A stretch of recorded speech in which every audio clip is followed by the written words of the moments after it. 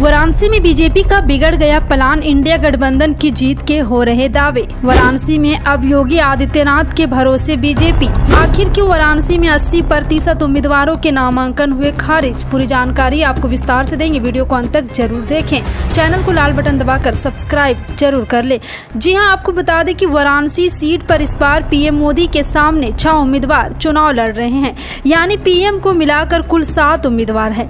Narendra Modi Varanasi seat से लगातार तीसरी बार चुनाव लड़ रहे हैं। 2014 में यहां 42 उम्मीदवार थे तो 2019 में 26, लेकिन 2024 में सिर्फ 7 उम्मीदवार है कि चुनाव का जब ऐलान हुआ उसके बाद देश के अलग अलग हिस्सों में किसान और युवा वाराणसी पहुंच गया।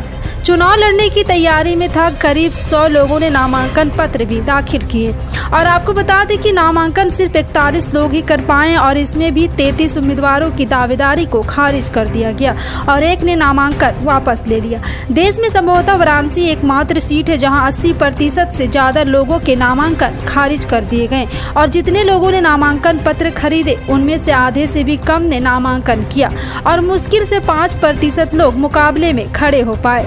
ऐसे में सवाल उठ रहा है कि आखिर यह सब किसके दबाव में हुआ, क्योंकि जिन लोगों के नामांकन पत्र जमा नहीं हो पाए या फिर जिनके नामांकन खारिज किए गए, सभी का एक ही बयान था कि उनके नामांकन को खारिज करने का प्रशासन पर दबाव था।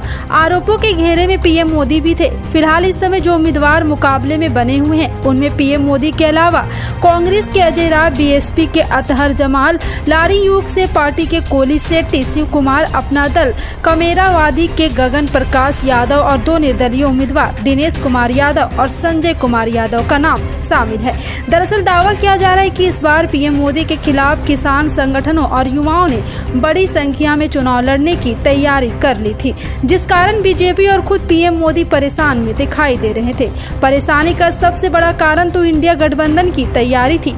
कांग्रेस ने प्रदेश अध्यक्ष अजय राय को मैदान में उतारकर साफ कर दिया था कि वो यह सीट आसानी से नहीं छोड़ेगी। ऐसे में अगर किसान और युवा बड़ी संख्या में वाराणसी से चुनाव लड़ते हैं तो उनके मुद्दे अपने आप ही पूरे देश की सुर्खियों में आ जाते हैं। वैसे भी पूरे चुनाव अभियान में इंडिया गठबंधन की तरफ से युवाओं और किसानों के मुद्दे पर ही सबसे ज्यादा फोकस किया गया और बीजेपी इससे बचते हुए दिखाई दी।